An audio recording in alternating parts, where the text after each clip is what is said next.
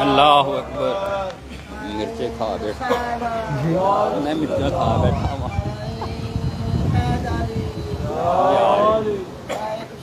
محمد و آل محمد بلند کر صلوات. اللہم بسم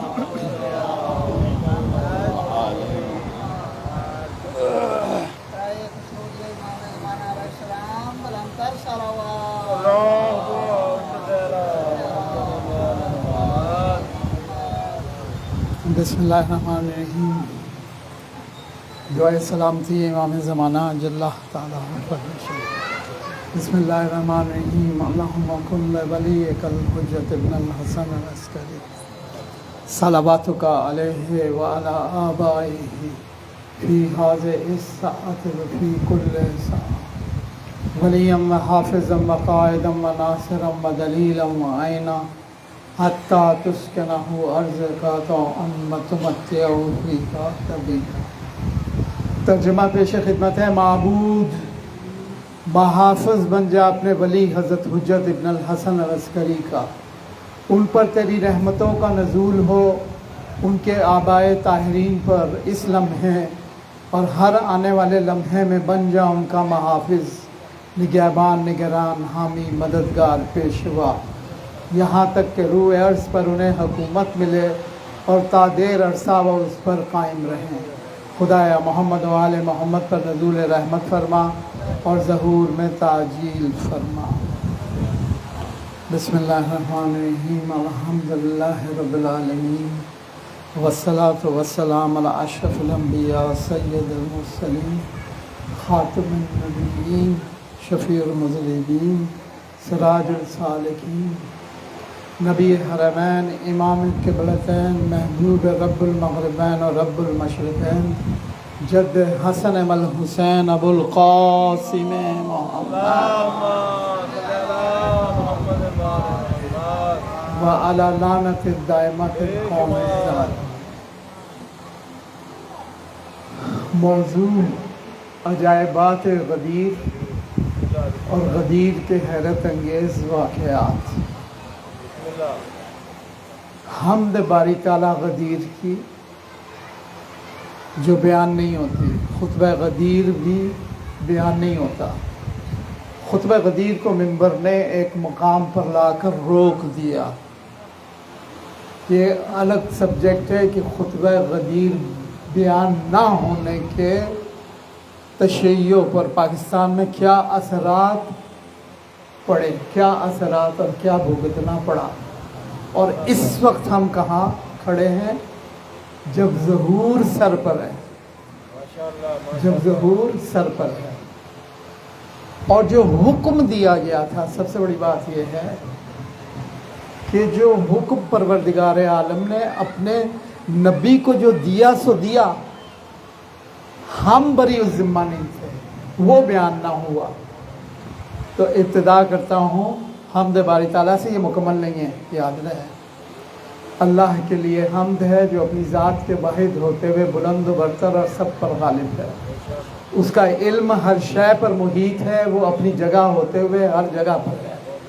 وہ عزت اور بزرگی والا ہے اور ہمیشہ سے ہے. وہ رب ہے ملائکہ اور روح کا، ساری مخلوق پر فضل اور احسان کرنے والا. کوئی شے اس کی مثل نہیں. وہ ہر شے کا موجد اور خالق ہے اور اس وقت سے ہے جب کوئی شے نہ تھی. وہ مالک حقیقی ہے، مالکوں کا مالک ہے، افلاک کا حاکم اور کار فرما ہے. شمس و قمر سے خدمت لینے والا ہے، رات کو دن میں، دن کو رات میں تبدیل کر دینے والا ہے. وہ ہر کینہ ور جابر کا سر توڑنے والا ہے، ہر سرکش شیطان کو ہلاک کرنے والا ہے. نہ کوئی اس کا مد مقابل ہے، نہ کوئی اس کا حریف، نہ کوئی ہمسر، نہ شریک. وہ یکتا ہے، وہ بے نیاز ہے، نہ اس کی کوئی اولاد، نہ وہ کسی کی اولاد، نہ کوئی اس کا ہمسر، نہ کوئی اس کے برابر، نہ کوئی اس کے شریک. وہ معبود یکتا ہے، پروردگار بزرگ و برتر. جو چاہتا ہے وہ ہو جاتا ہے، جس چیز کا ارادہ کرتا ہے وہ فوراً کر ڈالتا ہے. وہ جانتا ہے اور ایک ایک بات جانتا ہے. وہی مارتا ہے، وہی جلاتا ہے، وہی قریب کرتا ہے، وہی محروم کرتا ہے، وہی نوازتا ہے، وہی محروم کرتا ہے، قریب کرتا ہے، دور کرتا ہے، ہنساتا ہے، رلاتا ہے. غنی بناتا ہے، فقیر بناتا ہے، ہر قسم کا اختیار اسی کو حاصل ہے۔ اس عزیز و غفار کے سوا کوئی معبود نہیں۔ وہ ہر ایک کی سانسوں کا شمار جانتا ہے، دعاؤں کو قبول کرنے والا، عطاؤں پر عطائیں کرنے والا ہے، وہ جن و انس کا پروردگار ہے۔ کوئی بات اس کے لیے مشکل نہیں، فریاد کرنے والوں کی فریاد سے وہ پریشان نہیں ہوتا، گریہ وزاری کرنے والوں کی گریہ وزاری سے وہ تنگ اور عاجز نہیں آ جاتا۔ وہ اپنے نیک بندوں کو ہر برائی سے بچانے والا اور توفیق عطا کرتا ہے توفیق پانے والوں کو۔ وہ پروردگار عالم ہے، وہ تمام عالمین کا پروردگار ہے، جس کا حق ہے ہر اس پر جس کو اس نے خلق فرمایا کہ اس کا شکر گزار بندہ بن کے رہے، حالت تنگدستی میں، حالت راحت میں، حالت عذرت میں، ہر حالت میں اس کا شکر گزار بندہ بن کر رہے۔ ہم اس کا شکر بجا لاتے ہیں کہ اس نے یہ توفیق ہمیں عنایت کی کہ آج ہم ذکر معصومین کرنے کے لیے اور اس کی آیات کو کھول کر بیان کرنے کے لیے یہاں آپ کے درمیان موجود ہیں۔ بارگاہ خدا شہادہ معصومین علیہ السلام بلندتر شرفا۔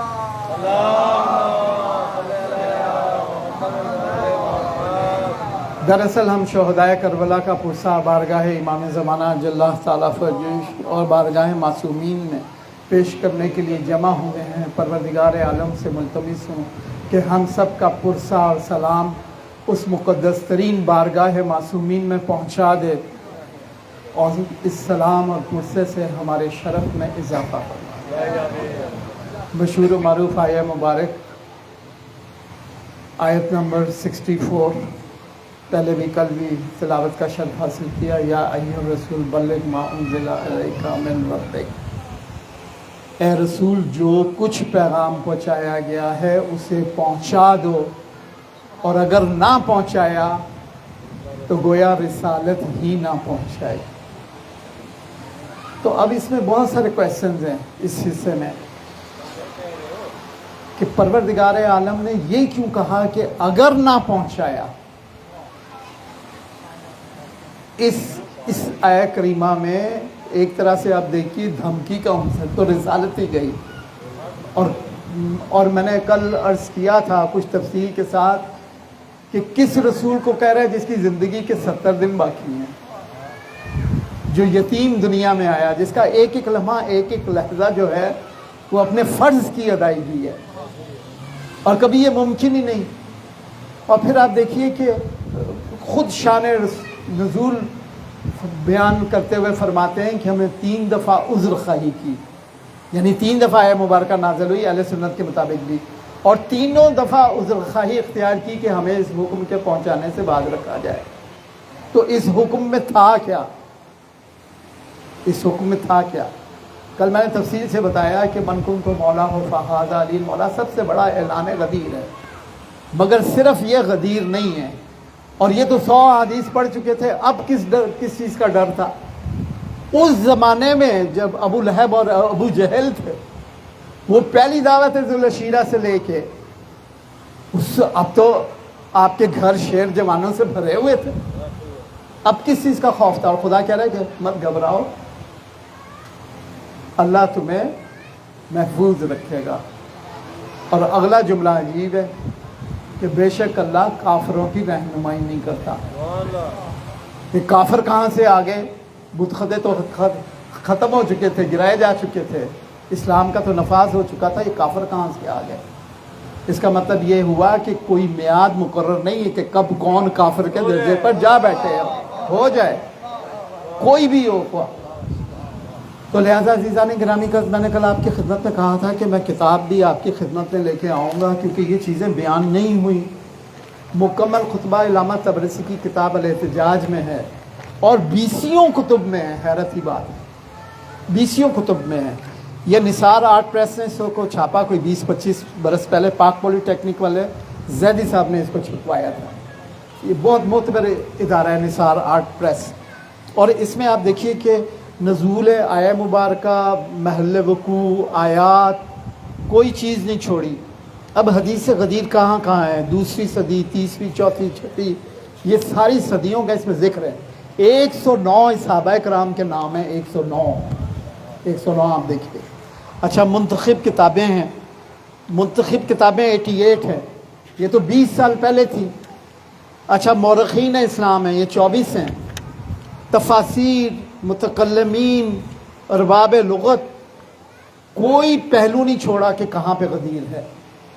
اس کا مطلب یہ ہوا یہ ساری آدھی کتاب اس کی بزم غدیر اس کی اسناد میں ہے، اور بھری پڑی ہے اہل سنت کے حوالوں سے، اہل سنت والجماعت کے معتبر حوالوں سے یہ بھری پڑی ہے۔ یہ جب آدھا خطبہ، اچھا یہاں بھی آیہ مبارکہ مائدہ کی مکمل نہیں ہے۔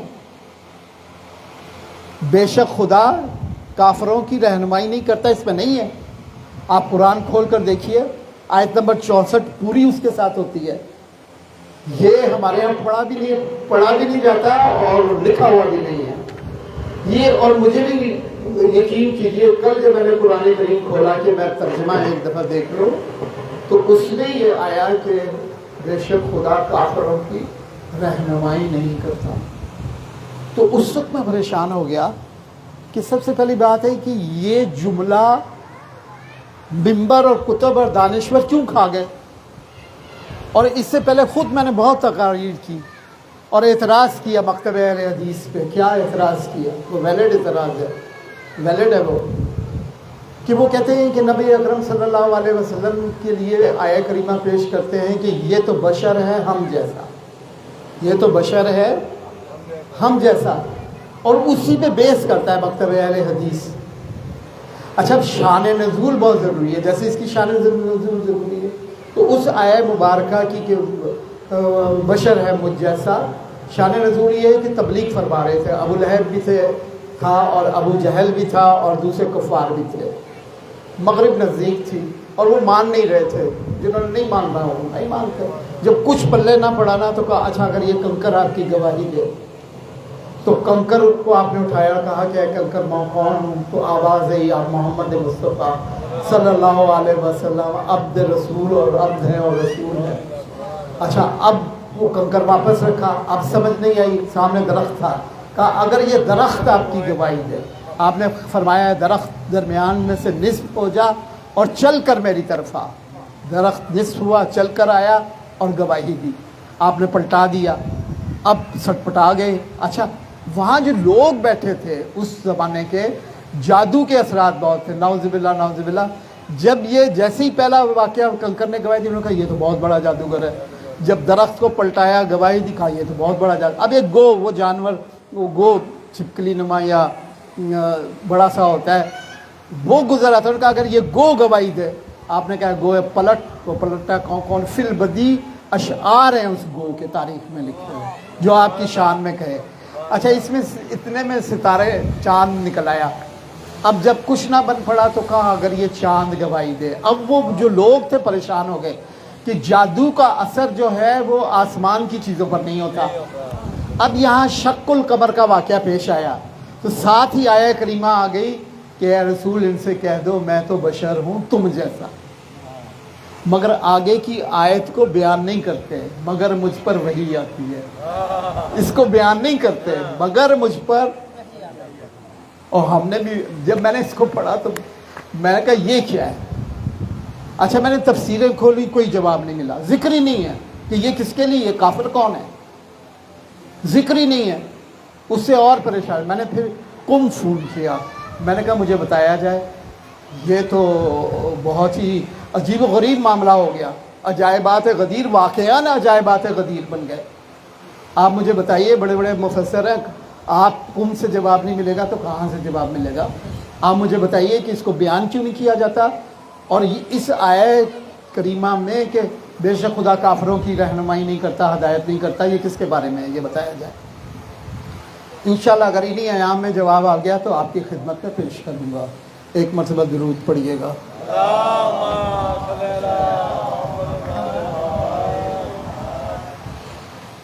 تو میں آج چاہ رہا ہوں کہ ایگزیکٹ جو خطبہ غدیر میں ہے کچھ چیزیں وہ آپ کی خدمت میں بیان کروں، توجہ سے سنیے گا۔ اے لوگوں سمجھ لو اللہ نے علی کو یقیناً تمہارے واسطے ایسا ولی اور ایسا امام مقرر کیا ہے جن کی اطاعت مہاجرین و انصار پر بھی لازم ہے، جو نیکی میں اس کے تابع ہیں، ان پر بھی جنگلوں میں رہتے ہیں، ان پر بھی شہروں میں آباد ہیں، ہر عربی پر، ہر اجمی پر، ہر عرب پر، ہر آزاد پر، ہر غلام پر، ہر چھوٹے پر، ہر گورے پر، ہر کالے پر، ہر بڑے پر، ہر چھوٹے پر واجب ہے۔ اس کا حکم جاری ہوگا، اس کی بات ماننا واجب ہوگی، اس کا فرمان نافذ ہوگا۔ جو اس کی مخالفت کرے گا اس پر خدا کی لعنت ہے۔ رحمت کا مستحق وہ ہوگا جو اس کی پیروی کرے گا، تصدیق کرے گا۔ ایسے شخص کو اللہ نے قابل مغفرت قرار دیا ہے، اور اس شخص کو بھی جو علی کی بات سنے گا اور اس کی اطاعت کرے گا۔ یا ایھا الناس، یہ آخری موقع اور مقام ہے، میں سب کے سامنے اسے قائم مقام بناتا ہوں، سنو اور اطاعت کرو اور اپنے رب کا حکم مانو کہ خداوند عز و جل تمہارا معبود اور تمہارا ولی ہے۔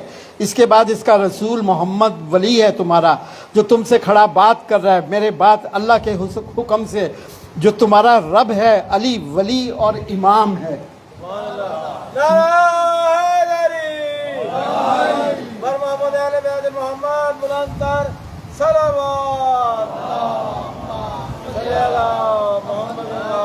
یہ واضح ترین جس پر قائم ہے دین ہے۔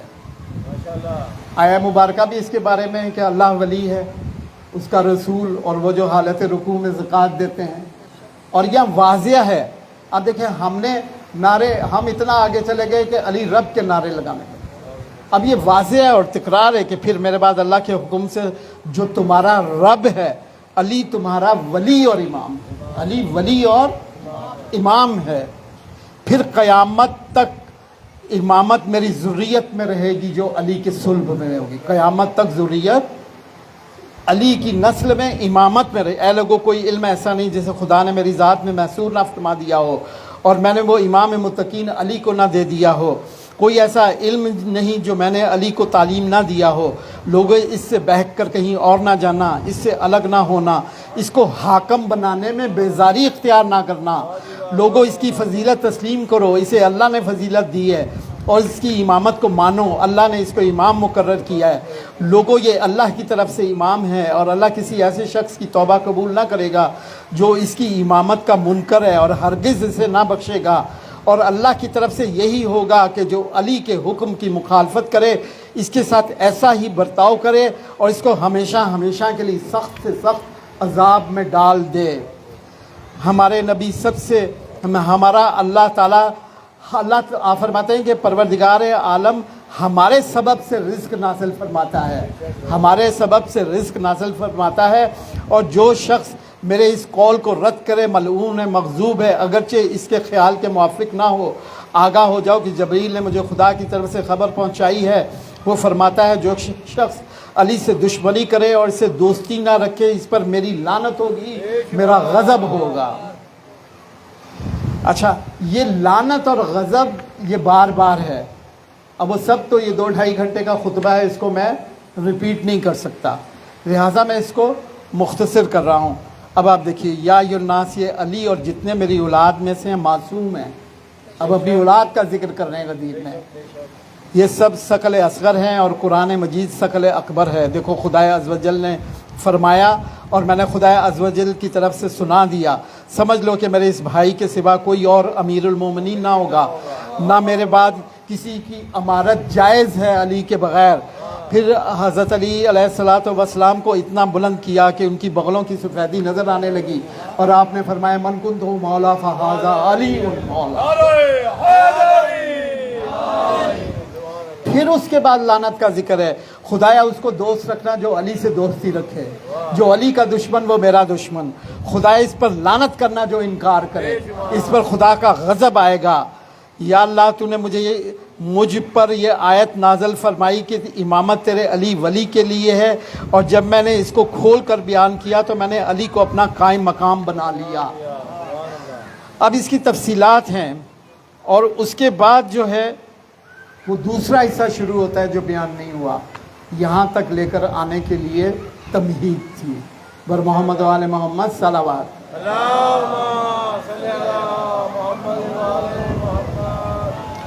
لوگوں، ہر نبی کی ذریت اس کے صلب سے ہوتی ہے، میری ذریت علی کے صلب سے۔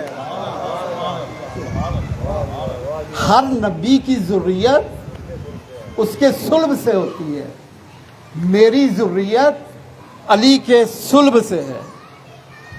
لوگوں آگاہ رہو کہ اللہ کی طرف سے نور ہدایت میری ذات میں ہے، پھر میرے بعد علی کو منتقل ہوگا، پھر اس کی نسل میں قائم آل محمد مہدی تک رہے گا۔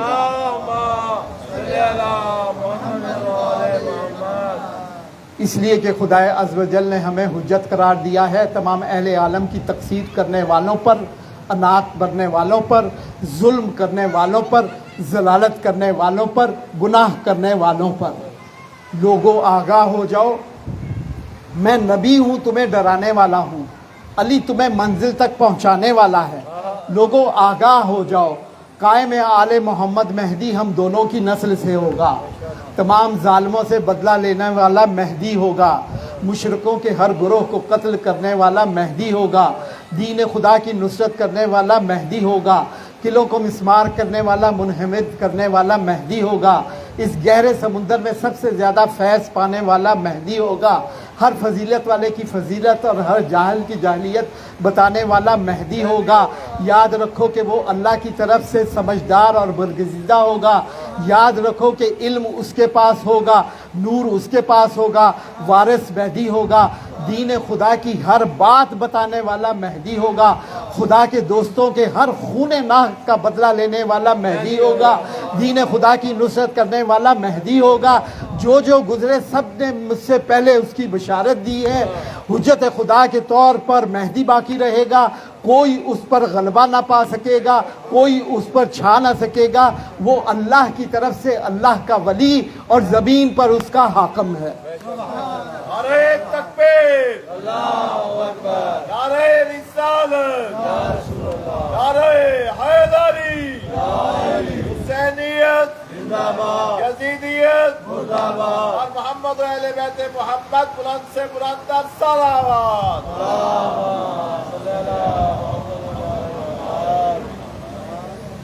بہت تفصیلات ہے لیکن مجبور ہوں کہ میں اس کو خاص چیزیں بیان کروں۔ میں خدا کا صراط مستقیم ہوں جس کے اتباع کا خود خدا نے حکم دیا، پھر میرے بعد علی صراط مستقیم ہے، پھر میرے فرزند جو اس کے صلب سے ہیں، امام ہیں، ہادیان حق ہے، عادلان حق ہے۔ پھر آپ نے سورہ حمد، اس سے پہلے سورہ عصر تلاوت کر چکے تھے کہ یہ علی کے بارے میں ہے اور آیات بھی۔ اب آپ نے سورہ حمد تلاوت کی اور آپ نے کہا کہ سورہ حمد میرے بارے میں نازل ہوئی اور باقی ائمہ میرے لیے خاص ہے، باقی ائمہ کے لیے عام ہے، ان کے لیے خاص بھی ہے، عام بھی ہے۔ آپ فرماتے ہیں سورہ حمد میرے لیے خاص ہے، ائمہ کے لیے عام ہے، پھر کہتے ہیں ائمہ طاہرین کے لیے عام بھی ہے اور خاص بھی ہے۔ اب یہ تفصیلات ہیں ائمہ طاہرین کی۔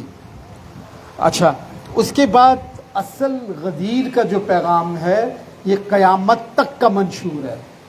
صرف ولایت علی ابن ابی طالب علیہ السلام نے، یہ یاد رکھیے، یہ ولایت علی تا مہدی علیہ السلام ہے اور قیامت تک کا برنامہ ہے، قیامت تک کا منشور ہے۔ یہ آپ دیکھیے جو الفاظ ہیں۔ اچھا، پھر اس میں بیعت کا چیپٹر جو ہے وہ بہت ہی زیادہ اہم ہے، اور بیعت کے بارے میں اور پھر ائمہ طاہرین کے بارے میں لوگوں قرآن مجید تم کو بتاتا ہے کہ اس کے بعد آنے والے ائمہ اسی کی اولاد میں سے ہوں گے، اور میں یہ تم کو بھی بتا چکا ہوں کہ یہ مجھ سے ہیں اور میں ان سے ہوں۔ اس موقع پر خدا فرماتا ہے کہ اس نے اس کی نسل میں باقی رہنے والا کلمہ قرار دیا۔ بقیت اللہ امام زمانہ کا ہے، امام زمانہ کا ذکر جو ہے خطبہ غدیر میں بار بار ہے۔ لوگوں تمہاری تعداد اس سے زیادہ ہے۔ اچھا، اب بیعت کے لیے جب حکم آیا تو اللہ تعالیٰ نے فرمایا کہ سب بیعت کریں گے اس سیکوینس سے کہ پہلے رسول اللہ کے ہاتھ پر دوبارہ بیعت ہوگی، پھر مولا علی کے ہاتھ پر بیعت ہوگی، پھر ان کی نسل میں تمام ائمہ طاہرین کے لیے بیعت لی جائے گی، اور پھر ان میں سے مہدی کے لیے بیعت لو جو آخری زمانے میں آئے گا اور حق فیصلے کرے گا۔ اب پھر آپ نے کہا کہ 1,24,000 کا مجمع کتنا وقت لگے گا؟ تو آپ فرماتے ہیں کہ خدا میرے عذر کو قبول نہیں کرتا اور یہی کہتا ہے، اور عورتوں کے لیے یہ بنایا گیا کہ پانی کے تشت میں ہاتھ ڈال کے اور ادھر سے یہ ہستیاں ڈالیں گی اور بیعت ہوگی. تو کتنے دن بیعت کے لگے ہوں گے, اور اسی سیکوینس سے جو ہے وہ بیعت لی گئی ہے. سمجھ لو کہ اپنا خطبہ ختم کرنے کے بعد میں تمہیں بلاؤں گا علی کی بیعت کرنے کے لیے, اس کا اقرار کرنے کے لیے. میرے ہاتھ پر ہاتھ مارو, پھر میرے بعد اس کے ہاتھ پر ہاتھ مارنا, آگاہ ہو جاؤ کہ میں نے خدا سے بیعت کی ہے اور علی نے مجھ سے بیعت کی ہے, اور میں خدا کے حکم سے تم سے بیعت لیتا ہوں. اب جو اس کو توڑے گا اس کا ضرر بھی اسی کو پڑے گا. یہ بیعت مولا امام زمانہ تک لے لی گئی. یہی عجائبات غدیر میں سے ہے. اور فرما رہے کہ جو کوئی اس کو توڑے گا, جو کوئی اس کو توڑے گا اس کا ضرر بھی اسی پر پڑے گا. پھر آپ فرماتے ہیں لہذا جان لو مجھے حکم دیا ہے امیر المومنین علی کے بارے میں, اور جو امام ان کے بعد ہوں گے تم سے ہاتھ پر ہاتھ مار کر بیعت کر لو, اور وہ مجھ سے ہیں. علی سے امامت کرنے والے قیامت تک, مہدی بھی انہی سے ہوگا جو حق فیصلے کرے گا. لوگوں کل معاملہ علی کے سپرد ہوگا, کل معاملہ علی کی. اس کے بعد ان ائمہ کے معاملے میں جو ان کی اولاد ہیں اور ان کے سلب سے ہوں گے, جو کچھ بھی پہنچایا ہم نے وہ سن لو. ایک اعلان تو سب سے بڑا منقول تو مولا فہذا علی مولا. دوسرا اعلان ائمہ طاہرین, صلب علی علیہ السلام. یہ سب سے امپورٹنٹ ہے, یہ بہت امپورٹنٹ ہے اس زمانے میں. جو کچھ بھی پہنچایا ہم نے سن لیا. یہ بھی کہا کہ اب اقرار کرو کہ ہم نے سن لیا. ائمہ طاہرین کے بارے میں بھی جو کہا وہ ہم نے سن لیا, اس پر راضی ہیں, ہم اطاعت پر تیار ہیں, ہم اپنے دل سے, جان سے, زبان سے, ہاتھ پر اسی پر بیعت کرتے ہیں, اسی پر جئیں گے, اسی پر مریں گے, اسی پر مبعوث ہوں گے. ہم اس میں کوئی تغیر و تبدل نہ کریں گے. ولایت علی سے ولایت مہدی تک صرف رکنا نہیں ہے, غدیر رکا نہیں ہے, خطبہ غدیر رکا نہیں ہے, اللہ کا پیغام رکا نہیں ہے. یہ ممبر نے روک دیا, کیوں؟ نعرے لگ گئے, کافی ہے. بنکنتوں پہ مولا پہ نعرے لگ گئے, بس کھڑی ہو گئی اگلی مجلس بھی. پر محمد و آل محمد صلوات. اب دیکھیں, ہم اللہ کی اطاعت کریں گے, آپ کی, امیر المومنین کی, علی کی اطاعت کریں گے, اور ائمہ طاہرین کی اطاعت کریں گے جو ان کی اولاد سے. اب یہ عہد لیا جا رہا ہے. اور اب دیکھیں کہ آپ کی ذریت ان کے صلب سے حسن حسین کے بعد ہوں گے. آپ نے فرمایا میں, میرے بعد علی, علی کے بعد حسن, حسن کے بعد حسین. آپ نے کبھی غدیر میں امام حسن اور امام حسین کا ذکر پاک سنا؟ مولا امام زمانہ کا سنا؟ ائمہ طاہرین کا سنا؟ نہیں سنا. ان کا رشتہ, حسن اور حسین کا جو رشتہ مجھ سے ہے میں بتا چکا ہوں. ان دونوں کی منزلت پروردگار کے نزدیک جو ہے وہ دکھا چکا ہوں, بتا بھی چکا ہوں اور دکھا بھی چکا ہوں. یہ دونوں جوانان اہل جنت کے سردار ہیں, اور دونوں اپنے باپ علی کے بعد امام ہیں, اور میں بے حکم خدا علی سے پہلے ان کا باپ قرار دیا گیا ہوں. میں نے ان دونوں حسنین کو اپنے ہاتھوں پر اٹھایا ہے, اپنی زبان سے ان دونوں کی بزرگی کا اقرار کروایا ہے. جب تک جان میں جان ہے ہم اس عہد سے نہ پھریں گے. اچھا, یہ بار بار عہد لیا گیا کہ جو یہ سیکوینس بیان کیا گیا ہے اس پر ہم قائم رہیں گے ہر حالت میں, اور جو بیعت کرے وہ اللہ سے بیعت کرے گا, یعنی اس کے ہاتھ پر خدا کا ہاتھ ہوگا. لوگوں اللہ سے ڈرو, اور امیر المومنین علی اور حسن اور حسین اور ان کلمہ سے جو کلمہ باقیہ ہیں, یعنی امام زمانہ جل تعالیٰ فرج شریف, بیعت کر لو. جو بے وفائی کرے گا اللہ اسے ہلاک کرے گا, اور جو وفادار رہے گا اللہ اس پر رحم کرے گا. جو اس بیعت کو توڑے گا اس توڑنے کا ضرر اسی پر پڑے گا. اور پھر آپ نے کہا کہ اٹھو اور اسی وقت علی کو امیر المومنین کہہ کر سلام کرو, کہہ دو کہ ہم نے سن بھی لیا اور مان بھی لیا. تو یہ نہایت ہی تفصیل کے ساتھ مولا کائنات کی ولایت کا اعلان کیا کہ مدح کی کوئی آیت قرآن میں ایسی نہیں جو علی کے بارے میں نہ ہو. مومنین سے کہیں خطاب نہیں ہے مگر کہ وہ علی کے بارے میں ہو. اور پھر قیامت تک کا برنامہ پیش کر دیا. اب آپ کو پتہ ہے, اب چیزیں واضح ہونی شروع ہو جائیں گی. آپ نے کیوں کہا تھا کہ مجھے اس حکم کے پہنچانے سے باز رکھا جائے۔ ایک تو آپ نے فرمایا کہ متقین کی کمی ہے، منافقین کی کثرت ہے۔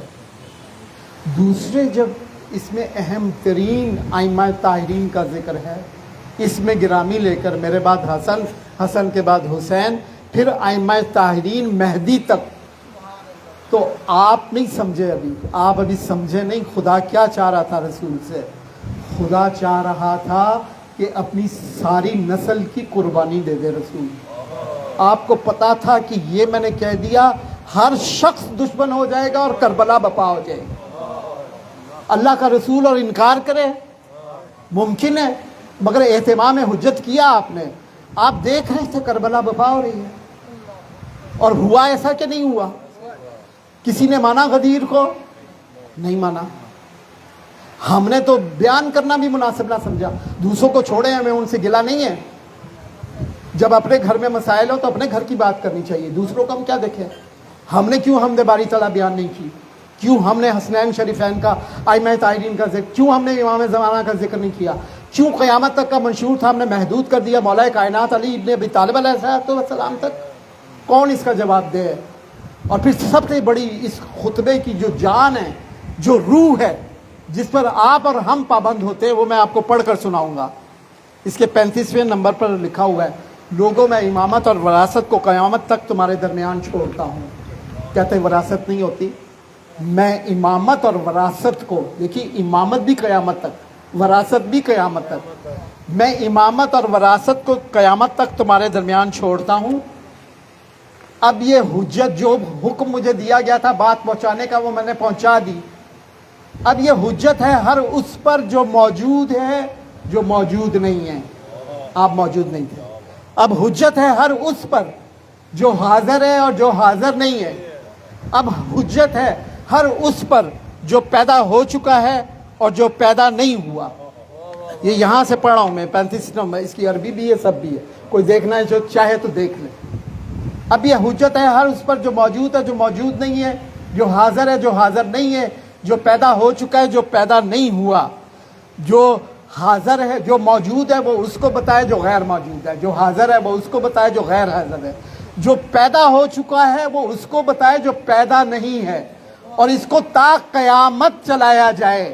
اگر نہیں تو دونوں گروہوں متقین اور منافقین تم پر پگھلا ہوا تانبا بھیج دیا جائے گا، پھر خدا ظلم کی کسی بستی کو نہیں چھوڑے گا۔ یہاں متقین اور منافقین دونوں برابر، دونوں برابر۔ آگے ایک دو نہیں، پورا صفحہ ہے عذاب الہی کا، پورا صفحہ ہے، اور آگے بھی ہے، آپ پڑھیے اس کو، یہ منشور ہے قیامت تک کا۔ اچھا اب یہ حجت ہم پر آ گئی، ہم موجود نہیں تھے، ہم حاضر نہیں تھے، پیدا بھی نہیں ہوئے تھے۔ اچھا حکم کیا تھا کہ جو پیدا نہیں ہوئے وہ ان کو بتائیں جو پیدا ہوں گے۔ تو آپ تو نہیں تھے، مگر آج تو میں نے بتا دیا نا آپ کو، آج تو آپ نہیں کہہ سکتے۔ تو یہ اب آپ کی گردن پر حجت ہے، اور سب سے بڑی بات بیعت ہے۔ بیعت کی تفصیلات ہے کہ کرو۔ اچھا ہر امام کی کیا ہم نے بیعت نہیں کرنی تھی؟ کرنی تھی۔ تو جو امام غائب ہو گیا اس کی بیعت نہیں کرنی تھی؟ غدیر میں تو بیعت لے لی گئی، 200% ثابت ہے، تو ہم نے آپ نے بیعت کیوں نہیں کی؟ مجھے جواب دیجیے۔ اچھا آپ کہیں گے کیسے بیعت کرتے ہیں؟ ہر گھر میں بیعت کا طریقہ موجود ہے، ہر گھر میں موجود۔ تحفۃ العوام ہے، مفاتی ہے، کامل زیارہ، دوسری کتابیں ہیں، دعائے عہد ہے، دعائے عہد ہے۔ دعائے عہد میں صادق عالم فرماتے ہیں جو مسلسل پڑھے گا وہ منتظرین میں سے ہو گیا تو جب مر جائے گا تو اسے اٹھایا جائے گا۔ 40 روز پڑھے تو شرف زیارت امام زمانہ حاصل کرے گا۔ اس کا جملہ، اس میں طریقہ بھی دیا گیا ہے بیعت کا، کہ اپنے دائیں ہاتھ کو مولا امام زمانہ کا ہاتھ قرار دو، بائیں کو اپنا، اور اقرار کرو کہ وہ عہد، عقد اور بیعت جس کا کلاوہ میری گردن میں ہے، ہرگز دستبردار نہ ہوں گا، نہ اس بیعت کو توڑوں گا۔ غدیر میں یہ بیعت امام زمانہ کا دور ہے، غدیر میں یہ بیعت امام زمانہ کا کلاوہ ڈال دیا گیا، اور اس کے بغیر کفر کی موت کہا گیا، جہالت کی موت کہا گیا۔ آپ کتابیں کھولیں، معصومین کی روایت پڑھیں، مجھ پر نہ جائے، خطبہ غدیر نیٹ پہ کھولیں پڑھیں دیکھیں کیا ہے.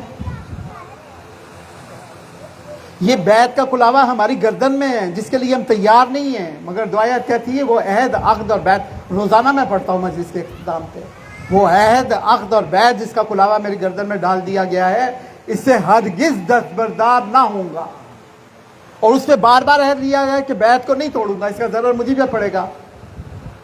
تو کل تک تو اس کا ذکر نہیں ہوا، لیکن آج دنیا تبدیل ہے.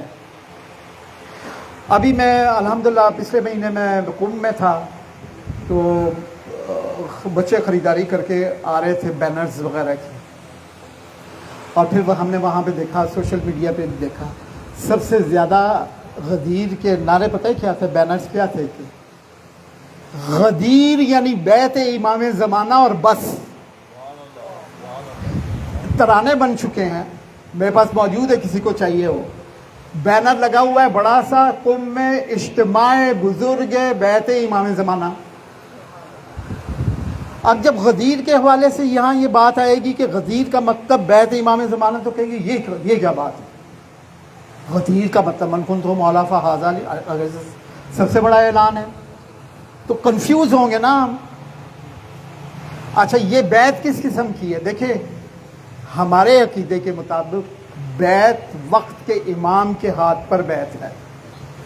کسی ولی، کسی فقیہ، کسی گدی نشین، کسی کے ہاتھ پر بیعت نہیں ہو سکتی. کسی فقیہ، مرجع تقلید جو ہو بیعت نہیں ہو سکتی. بیعت صرف ہے وقت زمانے کے امام کے ہاتھ پر. یہ بیعت کون سی ہے؟ یہ عہد ہے، اپنے دل کا عہد ہے جو ہر شخص نے خفیہ طور پر اپنے امام زمانہ سے کرنا ہے. کوئی اپنے دل میں گمان نہیں لائے کہ میں بیعت امام زمانہ لینے کے لیے کہہ رہا ہوں. میں بیعت صرف اس وقت ہوگی جب آقا و مولا ظاہری طور پر تشریف لائیں گے، مگر اس بیعت کا حکم بھی واجب ہے. ہر زمانے کی امام کا بیعت کا حکم واجب تھا. تو آپ کتابیں کھول کر طریقہ دیکھیے اور بیعت کیجئے، عہد کیجئے. اچھا بیعت تو شرائط کے بغیر نہیں ہے. وقت تو بس ختم ہو گیا، بس اس کو وائنڈ اپ کرتا ہوں. بیعت تو شرائط کے بغیر نہیں ہے، تو اس بیعت کی شرائط کہاں ہے؟ سوال پیدا ہوتا ہے. اس بیعت کی شرط ہیں مولا کائنات علی بن ابی طالب علیہ السلام. آپ کی اردو میں ٹرانسلیٹڈ کتاب موجود ہے، جمال منتظر آیت اللہ العظمیٰ صافی گل پائیگانی کی کتاب. 30 شرائط ہے بیعت کی، 30.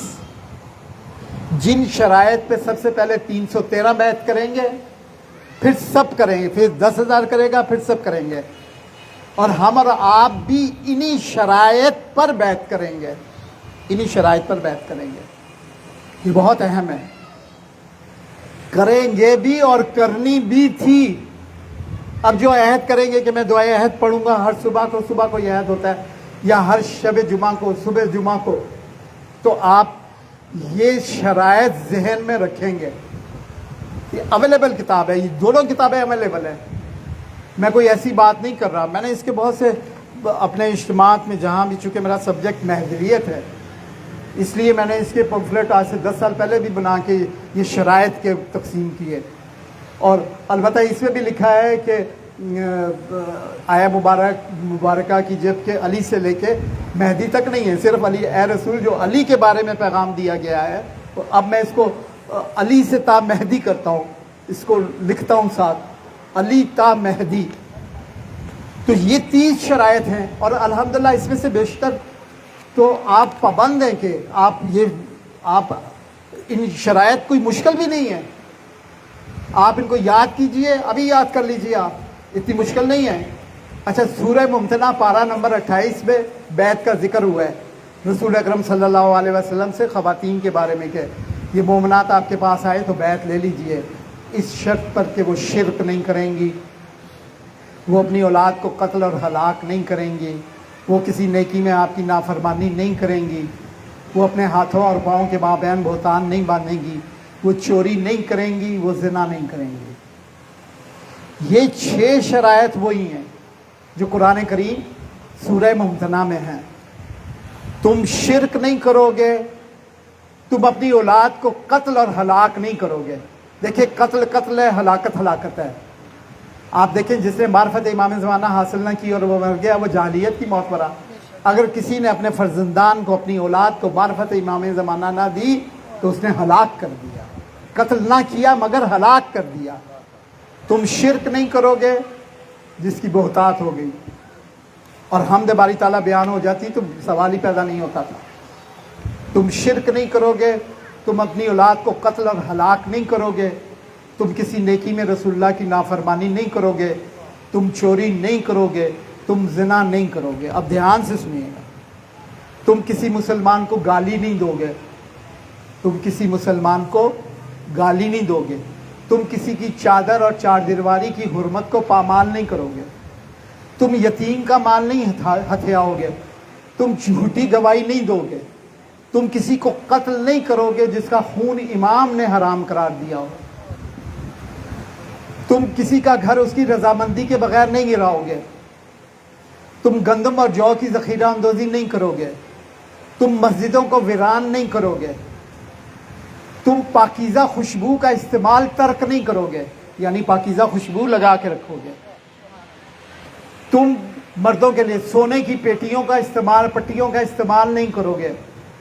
مردوں کے لیے تم ریشم اور ریشم سے ملا ہوا لباس ہرگز نہیں پہنو گے، تم کسی قسم کا نشہ نہیں کرو گے، تم لواط نہیں کرو گے، کسی لڑکے سے بدکاری نہیں کرو گے، تم لواط نہیں کرو گے، تم کسی لڑکے سے بدکاری نہیں کرو گے، تم امر بالمعروف کرو گے، تم نہی المنکر کرو گے، تم طہارت اپناؤ گے، نجاست سے دور رہو گے، تم جہاد کرو گے، ایسا جہاد جیسا جہاد کرنے کا حکم ہے، تم گندم اور جو کی ذخیرہ اندوزی نہیں کرو گے، تم کسی کا کھانا پینا بند نہیں کرو گے، تم کسی مسافر کو نہیں روکو گے، تم کسی کا راستہ نہیں روکو گے.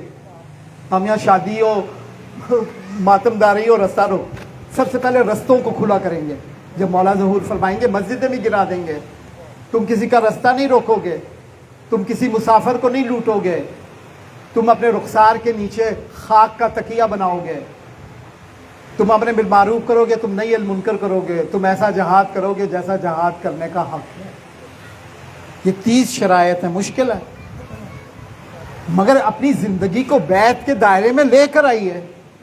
گھر جائیں، اٹھائیں کتابیں، دعائے عہد پڑھیں، اس کے بارے میں جو حکم ہے پڑھیں آپ، اور کسی کو بتانے کی ضرورت نہیں ہے. اپنی اولاد کو آپ آگاہ کریں، بتائیں، تربیت دیں. اور انشاءاللہ چونکہ اب آپ کی آمد ہے، لہٰذا اسی احترام میں یہ 30 کام مت کیجیے. بیعت تو واجب ہی واجب ہے. بر محمد و آل محمد صلوات.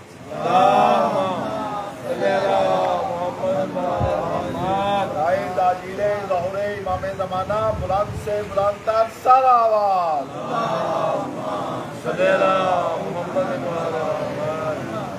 تو پروردگار عالم نے اپنے نبی کو، اپنے محبوب کو باؤنڈ کر دیا کہ یہ پیغام پہنچا دو، اور انہوں نے پوری شد و مد سے پہنچا دیا.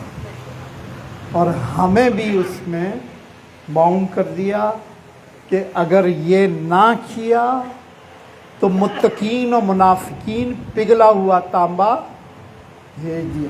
یہاں متقین اور منافقین اکٹھے ہو گئے. اب آگے یہ کیوں کہا کہ بے شک پروردگار کافروں کی رہنمائی نہیں کرتا؟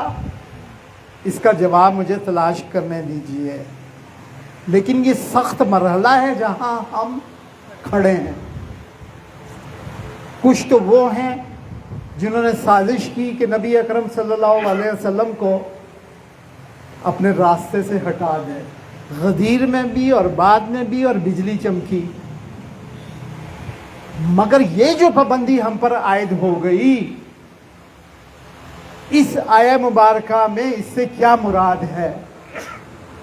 اور دیکھیے میں نے عرض کیا تھا کہ سرور دو جہاں سمجھ گئے تھے کہ مجھ سے ساری نسل کی قربانی مانگی جا رہی ہے، ساری نسل کی. یہ بیان کر دیا تو دنیا دشمن ہو جائے گی. اور آپ دیکھیے بی بی پاک علیہ السلام کا دکھ کیا تھا. وہ گریا کیا تھا بیت الحزن میں، اور اس سے پہلے آدھی آدھی رات کو حسن اور حسین علیہ السلام کو انگلی سے لگا کر مدینہ کے دروازے کھٹکھٹانا، وہ کیا دکھ تھا؟ فدق تھا. فدق تو آپ کی جوتی کی نوک پر تھا. جو چند دروازے کھلے ایک ہی جملہ فرماتی تھی، غدیر کو بھول گئے ہو. بی بی کا درد کیا تھا؟ غدیر. غدیر درد تھا بی بی کا. اور پھر چوک میں گریا، اور پھر بیت الحزن میں. کیوں؟ کہ اگر غدیر کو بھلا دیا تو کربلا برپا ہو جائے گی، میری بیٹیوں کے سروں سے چادریں چھین لی جائیں گی. اور آپ دیکھیے آپ کا مرثیہ یہ بیان کرتے ایک جملہ کہ مجھ پر اتنے مصائب پڑے کہ اگر روشن دنوں پر پڑھتے تو سیاہ راتوں میں تبدیل ہو جاتے. اس سے آگے کا نہیں پڑھتے. کیوں نہیں پڑھتے آگے کا؟ میں بتاؤں آگے کا کیا ہے. آپ فرماتی ہیں میں محمد کے سائے کے نیچے محفوظ تھی، کسی ظالم اور اس کے ظلم سے نہیں ڈرتی تھی. اب ہر ایک ذلیل کی منت کرتی ہوں. وہ دروازے کھٹکھٹا کے منت کرتی تھی بی بی. غدیر کو بھول گئے، غدیر کو بھول گئے. ہم نے بھی اس غدیر کو بھلا دیا، پڑھا ہی نہیں. بی بی کا درد غدیر تھا. کیوں؟ کہ غدیر کو بھول گئے تو کربلا بپا ہو جائے گی، اور کربلا بپا ہو گئی. اور آج میدان جنگ میں 5 شہزادے حسن علیہ السلام کے اجازت لے چکے اور اجازت مل گئی. اور جناب قاسم پریشان ہیں، کبھی ادھر جاتے ہیں کبھی ادھر جاتے ہیں کہ ہمیں اجازت نہیں ملی.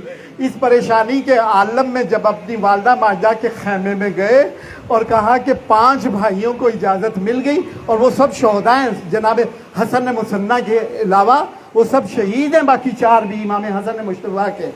تو اس وقت بی بی پاک کو یاد آیا کہ دنیا سے وقت رخصت ایک تعویذ باندھا تھا، اور مجھے وصیت کی تھی کہ دیکھو جب سخت ترین وقت آئے تو اس کو کھول کر پڑھنا. اب جب اس کو کھول کر پڑھا تو اس میں سفارش کی گئی تھی. خوش ہو گئے جناب قاسم. سفارش بھی کی گئی تھی، اور ایک اور آرزو کا اظہار بھی تھا کہ اس کو دولہا بنانا.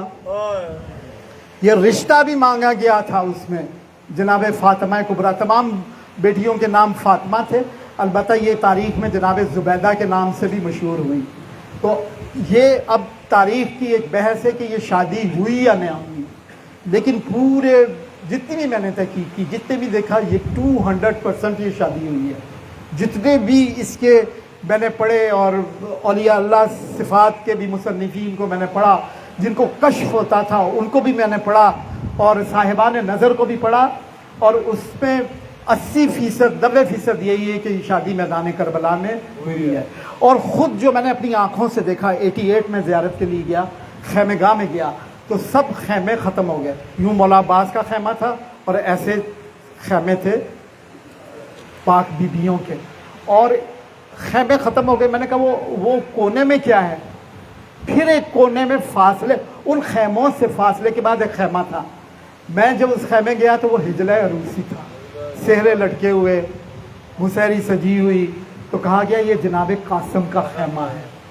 یعنی فزیکلی بھی آج بھی وہ ثابت ہے. اور وہ چونکہ اس پہ وصیت تھی اور وقت نہیں تھا، لہٰذا یہ شادی شب عاشور ہوئی ہے. اور اگر آپ حضرت شاہ عبدالعظیم روزے پہ جائیں تو وہاں جناب زبیدہ خاتون کا روزہ ہے جس پہ لکھا ہوا ہے دختر حسین. وہ ہسٹری لکھی ہوئی ہے. ہسٹری کیا لکھی ہوئی ہے کہ واقعہ کربلا کے بعد بیویوں کا ایک قافلہ جو ہے ادھر سے نکلا، اور یہ نہیں گیا مدینہ، واپس نہیں گیا. اب احتمال ہے کہ اسی میں بیویاں پاک دامنہ کی بھی وہ ہستیاں موجود تھیں. یہ اس میں نہیں لکھا ہوا تھا، مگر اعتماد ہے یہ چھپ کر زندگی بسر کر رہا تھا.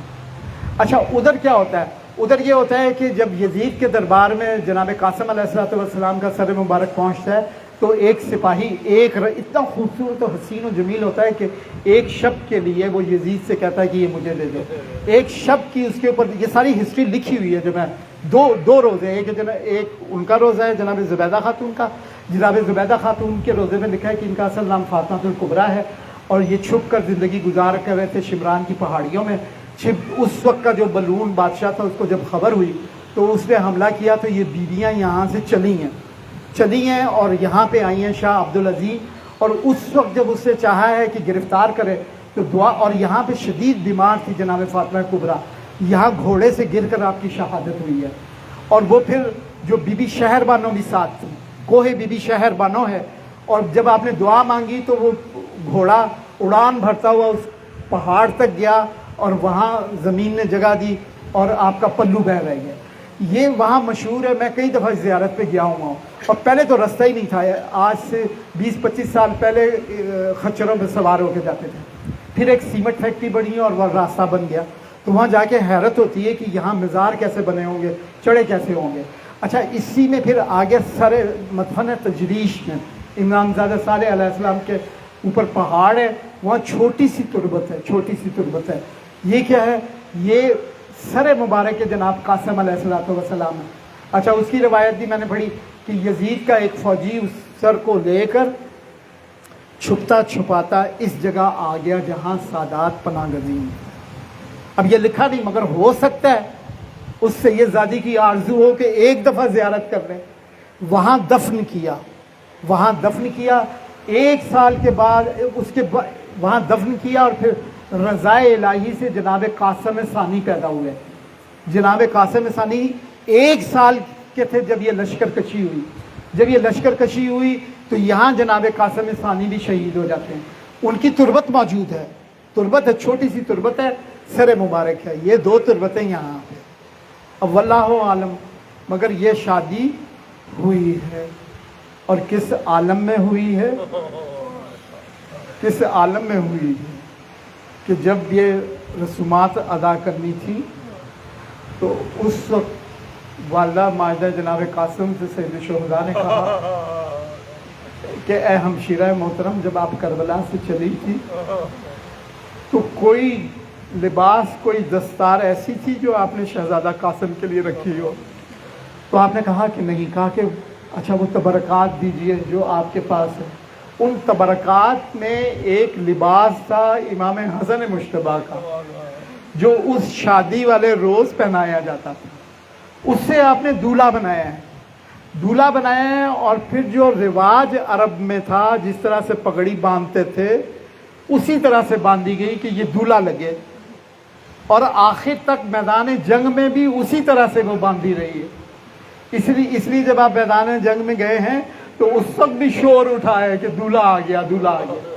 और उसकी एक और वजह भी तारीखदानों ने लिखी कि अरब में यह रिवाज था कि जब कोई चाहता कि सुलह कर ले तो वो अपनी ख़वातीन को भेजा करता था सुलह के लिए, और वो औरतों का एहतराम करते थे, तोहफे वगैरह देके वापस कर जाते।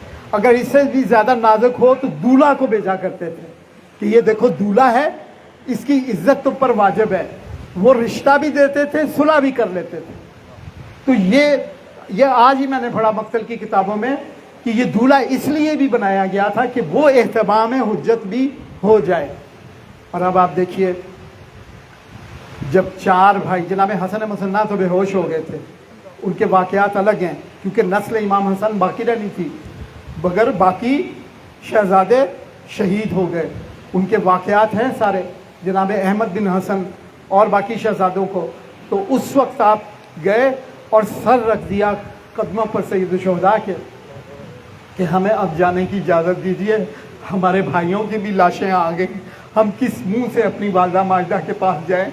जब भी हम उनके खैमे में जाते हैं तो वालदा माजदा कहती हैं कि बेटा अभी तक तुम्हारी बारी नहीं आई, अब हम खैमे में नहीं जाएंगे। और फिर आपने इजाज़त दी है। जब इजाज़त दी है तो हमीद इब्न मुस्लिम कहता है कि जब आप मैदान में आए तो यूँ लगा जैसे चौदवी का चांद चमक रहा हो। आपकी घुंघरियाली जुल्फ़ें आपके शानों पर पड़ी हुई थी। 13 से 15 साल तक की उम्र लिखी है मकातल में आपकी, इनमें से कोई एक सही होगी, मगर खूबरू राना, जवान राना थे जिसकी तारीफ पे ऐसे ऐसे कसीदे लिखे गए, दुश्मन ने लिखे, ऐसे ऐसे वाक़यात हैं कि इंसानी अक्ल दंग रह जाती है। और आपने जब जाकर रिज्स पढ़ा और आपने ललकारा तो उस वक्त अरज़क शाबी एक नामवर पहलवान था जो 1000 से जंग करता था, अकेला 1000 जवानों से जंग करता था और उनको शिकस्त देता था। पिछले साथ ने कहा कि तू जा, वो हंस पड़ा, कहता मेरे मुकाबले में तो खैबर शिकन आए या खैबर शिकन का बेटा आए। ये शहजादा का है कि इनको ऐसे मत समझो, ये एक एक जो है ना बहुत सख्त वक्त देते हैं, ये सब के सब खैबर शिकन हैं, इनको मामूली मत समझना। उसने कहा अच्छा ये मेरा सबसे छोटा बेटा जाएगा। वो सबसे छोटा बेटा भी एक पहलवान था, बहुत बड़ा और नामी गिरामी। वो आया, उसको आपने फौरन आते ही फिन्नार किया, आते ही फिन्नार किया है। वो गज़ब से पागल हो गया। अरज़क शामी उसने दूसरे बेटे को भेजा, दूसरे को भेजा, दूसरे के बाद तीसरे को, और एक के बाद एक जो है वो फिन्नार होता चला गया। और उसके बाद वो खुद आया है मैदान में और पागलों की तरह, और उसने कहा तुम मेरा एक वार भी समझ नहीं सकोगे शहजादे। और जब उसने वार किया ना तो आपका जो वो था ढाल थी, दो टुकड़े हो गई, दो टुकड़े हुई और आपका बाजू जख्मी हो गया। मौला अब्बास ने फौरन गुलाम को भेजा कि जाकर ये ढाल दो। वो ढाल लिए और फिर उसके हमलों को रोका है।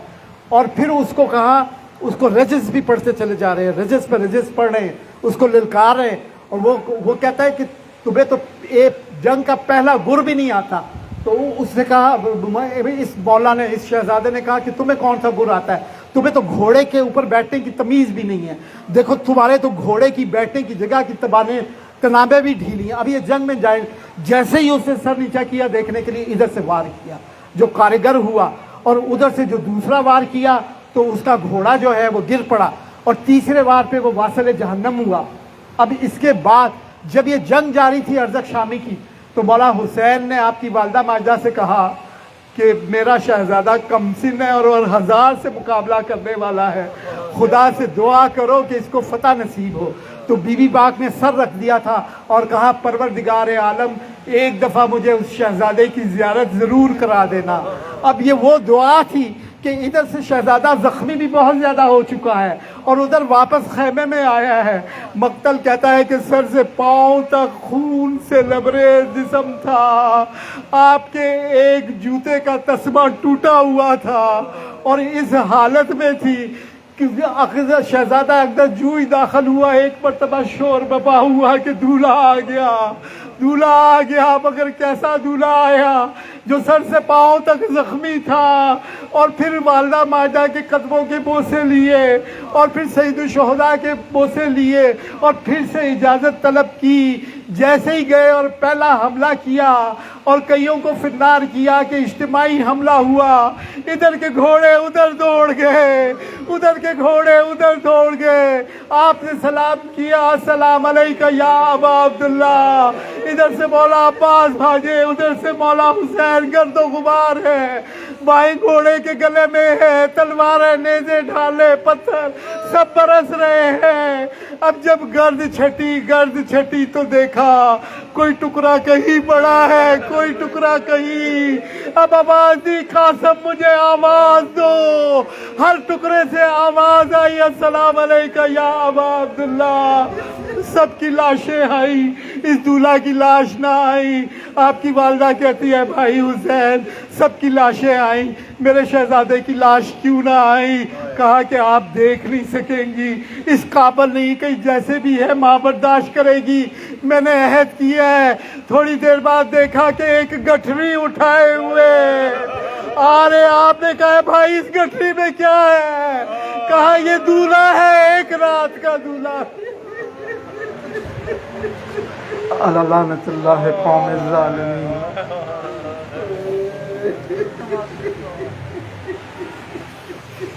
दुआए अहद के चंद जुमले। खुदाया परवरदिगार, नूर अज़ीम परवरदिगार, कुर्सी बुलंद परवरदिगार, जोश खाने वाले दरियाओं के परवरदिगार, ठंडे साए और गर्म हवा के परवरदिगार, खुदाया परवरदिगार, तौरात और इंजील और ज़बूर के नाज़िल करने वाले परवरदिगार, कुरान अज़ीम के नाज़िल करने वाले परवरदिगार, हम तुझसे सवाल करते हैं तेरे वजह मुनीर के वास्ते से, मुल्क कदीम के वास्ते से। हम तुझसे सवाल करते हैं तेरे उस इसम के वास्ते से जिससे तमाम ज़मीनें और आसमान रोशन है। ए ज़िंदा है पाइंदा, ए हर ज़िंदा से कब ज़िंदा, ए हर ज़िंदा के बाद ज़िंदा, ए वो ज़िंदा है हकीकी जिसके अलावा कोई माबूद नहीं। हमारे आका व मौला हादी व महदी जो तेरे अम्र से कायम हैं को भेज दे। अल्लाह का दरूद हो उन पर, उनके आबाए ताहिरीन। खुदाया हम तजदीद अहद करते हैं आज की सुबह, वो अहद अक़्द और बैत जिसका कुलावा मेरी गर्दन में, हरगिज़ इससे दस्तबरदार ना होगा। खुदाया अगर मेरे और उनके दरमियान मौत हाइल हो जाए तो मुझे मेरी कब्र से इस तरह उठा देना कि मैं कफन लपेटे हुए, तलवार खींचे हुए, नेज़ा लहराते हुए हक़ की दायमी दावत पर लब्बैक कहूँ। خدایا دکھا دے وہ ارجمند چہرہ، خدایا دکھا دے درخشندہ پسندیدہ پیشانی، خدایا ان کے ظہور میں تعجیل فرما دے، خدایا ان کی آمد کو آسان فرما دے، خدایا ان کے واسطے اپنے شہروں کو آباد فرما دے، خدایا ان کے واسطے مردوں کو زندہ فرما دے۔ یہ تیرا قول ہے، تیرا قول حق ہے۔ خدایا پروردگار نور عظیم پروردگار اس قلیل سی عبادت کو منظور و مقبول فرما دے۔ جس کی کوئی مشکل ہے، حاجت ہے، ناداری ہے، بیماری ہے، پریشانی ہے، اپنی خاص جناب سے تمام دعاؤں کو مستجاب فرما دے۔ لشکر اسلام جہاں جہاں برسر پیکار ہے، خدایا ان کو نصرت عنایت فرما دے۔ خدایا پروردگار نور عظیم پروردگار ہمارے امام کو ہم سے راضی فرما دے، ظہور میں تعجیل فرما دے۔ پر محمد و آل محمد صلوات، متوجہ زیارت۔